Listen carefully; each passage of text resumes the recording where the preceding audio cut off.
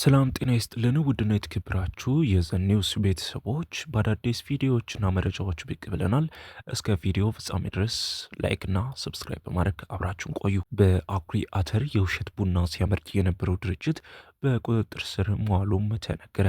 ፖሊስ በአኩሪ አተርና በተለያዩ የጣዕም ማቀናበሪያ ኬሚካሎች የውሸት ቡና ሲያመርት የነበረን አንድ መጋዘን በወንጀል ምርመራ ቁጥጥር ስር መዋሉን አስታውቋል። ሌላኛው ነገ ወደ መቀሌ በረራ አለን የኢትዮጵያ አየር መንገድ የበላይ ኃላፊም አሳወቁ። ላለፉት 5 ቀናት ተቋርጦ የቆየው ወደ ትግራይ ክልል የሚደረገው የአውሮፕላን በረራ ዛሬ ዳግም ሊጀመር መሆኑን አስታውቋል።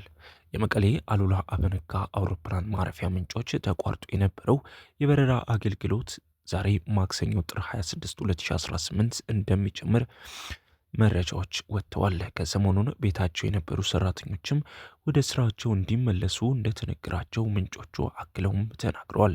በነገው ዕለት በረራ ይጀምር እንደሆነ ጥያቄ ያቀረበላቸው አንድ የኢትዮጵያ አየር መንገድ የበላይ ኃላፊም ነገ ወደ መቀሌ በረራ አለን ሲሉም ገልጸዋል። ከአዲስ አበባ ወደ ትግራይ ክልል የሚደረገው የሀገር ውስጥ የአውሮፕላን በረራ ከሐሙስ ጥር 21 2018 አንስቶ ተቋርጦ መቆየቱ ይታወሳል። ሌላኛው መረጃ የአክሲዮን የወርቅና የነዳጅ ዋጋም ቀነሰ። በአንድ ሳምንት የወርቅ ዋጋ ሲሸጥ ከነበረበት $5600 ወደ 4530 ዝቅ ብሏል። በዚህም በ6% ቅናሽ አሳይቷል ተብሏል። ብር በተመሳሳይ ለመጀመሪያ ጊዜ ከተሸጠበት ከፍተኛ ዋጋ $120 ወደ $75 ዝቅ ብሏል። በዚህም 12% ልዩነትም አስመዝግቧል። በደቡብ ኮሪያ ነዳጅ በበርሜል $66 በመሸጥ ከበፊቱ የ5% ቅናሽ ታይቶበታልም ተብሏል። ገበያ ልዩነት የተከሰተው በፕሬዚዳንት ትራምፕ የታሪፍ እርምጃ የተፈጠረው የንግድ ጦርነት ምክንያት ነው ተብሏል። ይሁን እንጂ በዓለም ገበያ የአክሲዮን ወርቅና ነዳጅ ዋጋ መቀነስ ምክንያት በአርቲፊሻል ኢንቴሊጀንስ በጀትና የወለድ ችግር ነው ተብሏል። ለጊዜው ተቋርጧል። የፋይዳ መታወቂያን በፒዲኤፍ አውርዶ የመያዝ አማራጭ በጊዜያዊነት እንደተቋረጠም ተነግሯል። የፋይዳ መታወቂያን በፒዲኤፍ አውርዶ የመያዝ አማራጭ በጊዜያዊነት ተቋርጧል ሲል የብሔራዊ መታወቂያ ፕሮግራም አስታውቋል። የፋይዳ መታወቂያን በፒዲኤፍ አውርዶ የመያዝ አማራጭ በጊዜያዊነት የተቋረጠበት ምክንያት እንደሚከተለውም ቀርቧል። አንደኛ፣ በየአካባቢው የሚገኙ የኢንተርኔትና ህትመት ቤቶች ጥራት በሌላቸው ካርዶች እያተሙ በመሆኑ። ሁለተኛ፣ የአንድን ግለሰብ ትክክለኛ ያልሆነ መረጃ በፎቶሾፕ እያስመሰሉ በመስራት የተለያዩ የማህበረሰብ ክፍሎችን እያጭበረበሩ ያሉ አታሚዎች በስፋት መታየታቸው። ከከተማ ራቅ ባለ የሚኖሩ በቂ ግንዛቤ የሌላቸው ዜጎች ትክክለኛ ባልሆነ የካርድ ህትመት እየተታለሉ ገንዘብና ጊዜያቸውን ከመጭበርበራቸው ባሻገር የሚፈልጉትን አገልግሎት ማግኘት እንዳይችሉ እያደረገ በመሆኑ የሚሉ ናቸው። ስለሆነም ዜጎች የኢፋይዳ አማራጭ ሲፈልጉ የፋይዳ አይዲ ሞባይል መተግበሪያ ላይ በቀላሉ ማግኘት እንደሚችሉ የብሔራዊ መታወቂያ ፕሮግራም አመልክቷል። በአንድ ሳምንት ውጊያ የተፈናቃዮች ቁጥር 60 ሺህ ደረሰ። ከሳምንት በፊት የትግራይ ኃይሎች ወደ ወሎ ራያና ጸልመት አካባቢ የከፈቱትን ትንኮሳ ተከትሎ ከቆቦ ከተማ ዙሪያ፣ ከአላማጣ፣ ከራያ፣ ከባላ፣ ከኮረምና ከዛታ ወረዳዎች ተሰደው ወደ ቆቦና ወልዲያ የተፈናቀሉ ወገኖች ቁጥር 60 ሺህ መድረሱም ታውቋል። በቆቦ ከተማ ተጠልለው የሚገኙ ተፈናቃዮች ባለፉት ጥቂት ቀናት ምንም አይነት ሰብአዊ እርዳታ እንዳልቀረበላቸው ገልጸዋል።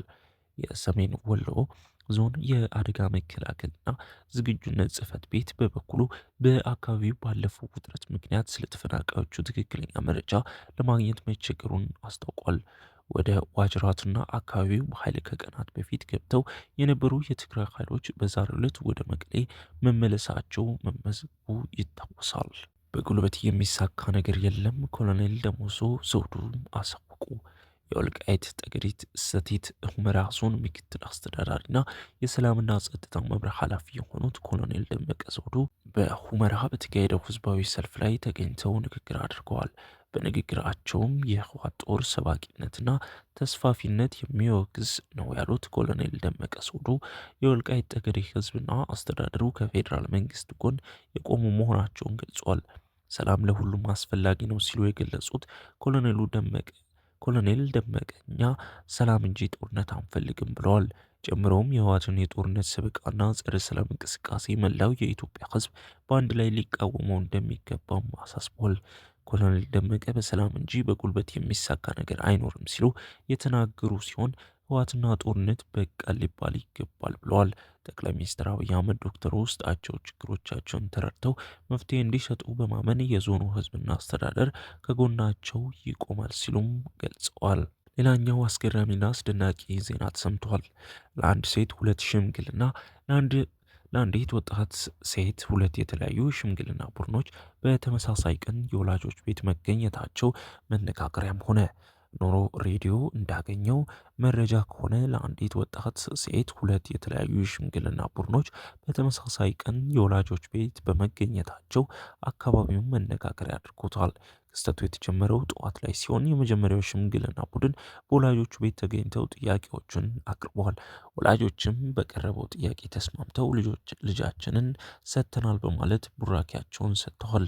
እንደ ባህሉና እንደ ስርዓቱ ቤተሰብና ሽማግሌዎች በደስታ ወደ ምግብ ገበታ ቀርበው የምስራች እየተባባሉ ባሉበት ወቅት ነበረ ሌላ ያልተጠበቀ ድምፅ የተሰማው። የመጀመሪያው ቡድን ገበታ ላይ እንዳለ ሁለተኛው ሽምግልና ቡድን በደጅ መቆማቸው ተሰማ። እነዚህም ሽማግሌዎች የመጡት ለዚህ ሴት ልጅ የጋብቻ ጥያቄ መሆኑ ሲታወቅ በስፍራው የነበረው ድባብ በአንድ ጊዜ ወደ ግርግር ተቀይሯል። ወላጆቹም ሆኑ ታዳሚዎች ለአንድ ልጅ እንዴት ሁለት ሽምግልና በአንድ ቀን ይመጣል በሚል ግራ የተጋቡ ሲሆን ቀድሞው እሺ የተባሉ ሽማግሌዎችና አዲስ የመጡት ቡድኖች መካከልም መጠነኛ አለመግባባት ተፈጥሯል። ጉዳዩን የታዘቡ ሰዎች እንደሚሉት ክስተቱ በታሪክ የማይታይና እጅግ አነጋጋሪ እንደሆነ ለኖር ሬዲዮ ተናግረዋል። አንዳንዶች ልጅቷ ለሁለቱም ወገኖች ፍቃድ ሰጥታ ይሆን ይህ በሚል ጥያቄ ሲያነሱ፣ ሌሎች ደግሞ ይህ የአጋጣሚዎች ሁሉ አጋጣሚ ነው በማለት አስተያየታቸውን እየሰጡ ይገኛሉ። ወደ ውጭ መረጃዎች ስናልፍ ደግሞ አሜሪካ ኢራን ላይ ጥቃት ብትፈጽም ሊከሰቱ የሚችሉ 7 ሁኔታዎች በዝርዝር ተቀምጠዋል። አሜሪካ ግዙፍ የጦር መርከቧን ጨምሮ ወሳኝ የባህር ኃይል ተዋጊ መርከቦቿን ወደ መካከለኛው ምስራቅ ካስጠጋች ቀናት ተቆጥሯል። በዚህም ከዛሬ ነገ በኢራን ላይ ጥቃት ልትፈጽም ትችላለች የሚል ስጋትም ተፈጥሯል። በእርግጥ አሜሪካ ፕሬዚዳንቱ ሲስቱ እንደ ቆዩት ጥቃት የምትፈጽም ከሆነ ኢላማ የምታደርጋቸው ቦታዎች በአብዛኛው የሚገመቱ ቢሆንም የሚያስከትለውን ውጤት መተንበይ አይቻልም። ሆኖም እስከ መጨረሻው ሰዓት ድረስ ከቴህራን ጋር ስምምነት ላይ መድረስ ካልተቻለ ፕሬዚዳንት ዶናልድ ትራምፕ የአሜሪካ ኃይሎች ጥቃት እንዲፈጽሙ ለማዘዝ ወስነዋል። ይህ ከሆነ ምን ሊከሰት ይችላል? አንደኛ፣ የዲሞክራሲ ስርዓት ሽግግር።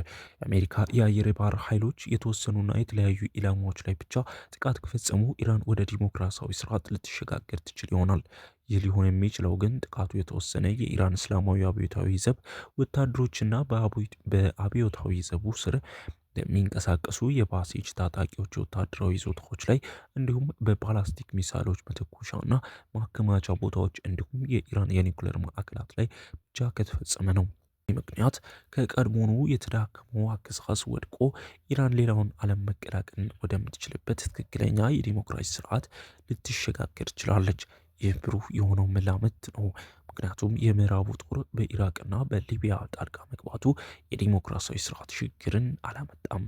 ምንም እንኳን ጣልቃ ገብነቱ በሁለቱም ሀገራት የነበረውን አምባገነንነት ስርዓት ማስወገድ ቢችልም ለዓመታት አለመረጋጋትና ደም መፋሰስን አስከትሏል።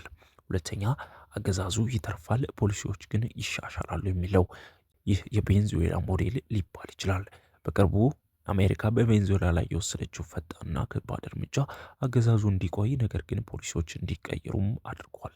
ኢራን አሁን ባለችበት ሁኔታ ይህ ማለት በበርካታ ኢራናዊ ዘንድ የማይወደደው የእስላማዊ ሪፐብሊክ አገዛዝ ከውድቀት ተርፎ ነገር ግን በመካከለኛው ምስራቅ ላሉ ታጣቂዎች ድጋፍ እንዲያደርግ ወይም በሀገር ውስጥ የኒውክሌርና የባላስቲክ ሚሳይል ፕሮግራሞችን ለማቋረጥ እንዲሁም ተቃውሞን ማፈኑን እንዲያቆም ይገደዳል። ይህ ይሆናል ብሎ ማሰብ ግን ከባድ ነው። ምክንያቱም እስላማዊ ሪፐብሊክ አገዛዝ ለ47 ዓመታት ያህል ይህን ሲቃወም ነው የቆየው። አሁንም አቅጣጫውን የሚቀይር አይመስልም። ሶስተኛ፣ አገዛዙ ይወድቃል፣ በወታደራዊ አስተዳደር ይተካል።